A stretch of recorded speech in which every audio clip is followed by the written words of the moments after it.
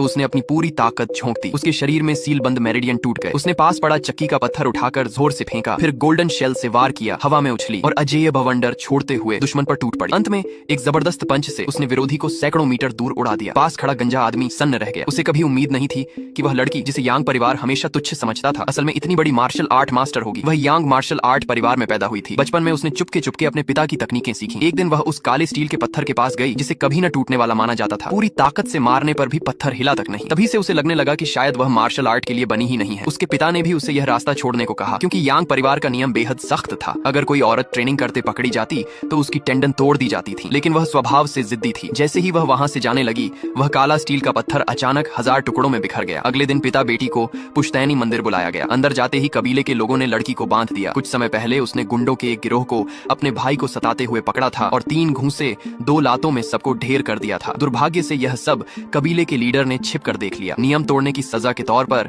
उसने लड़की के हाथ पैर तोड़ने और वह भी उसके पिता से ही करवाने का आदेश दिया। पिता ऐसा नहीं कर सका। उसने रहम की भीख मांगी, लेकिन लीडर नहीं पसीजा। अंत में पिता ने बेटी से रिश्ता तोड़ने और यांग परिवार छोड़ने का फैसला किया। उसी समय लीडर का भाई जैक अपने आदमियों के साथ आ पहुंचा। उसने चुनौती दी कि लड़ाई होगी और जीतने वाला नया लीडर बनेगा। मुकाबला आंगन में तय हुआ। बेटी की सजा का बोझ दिल में लिए पिता सबसे पहले रिंग में उतरा। उसने अपनी काबिलियत साबित कर दी और जैक के कई आदमियों को हरा दिया, लेकिन लगातार लड़ाइयों ने उसे थका दिया। एक वार में वह पत्थर की चेन से बुरी तरह घायल हो गया। बेटी दौड़ कर आई और उससे रुकने की गुजारिश की, मगर वह उसे बचाने पर अड़ा रहा। जैक ने मौके का फायदा उठाकर उसे जिंदगी मौत का कॉन्ट्रैक्ट साइन करने पर मजबूर कर दिया। पिता ने बेटी के मेरिडियन सील कर दिए ताकि वह दखल न दे सके और उसकी दिवंगत माँ की एक निशानी उसे सौंप दी। आखिरी बातें कहकर वह फिर रिंग में उतरा, लेकिन थका हुआ शरीर जवाब दे गया और वह हार गया। दुश्मन ने उसे जमीन पर गिरा दिया और ऐलान किया कि वह न सिर्फ उसे मारेगा बल्कि उनके कुंग फू स्कूल पर भी कब्जा करेगा। इसी पल लड़की का संयम टूट गया। उसने जबरदस्ती अपने सील किए गए मेरिडियन तोड़े, चक्की का पत्थर उठाकर फेंका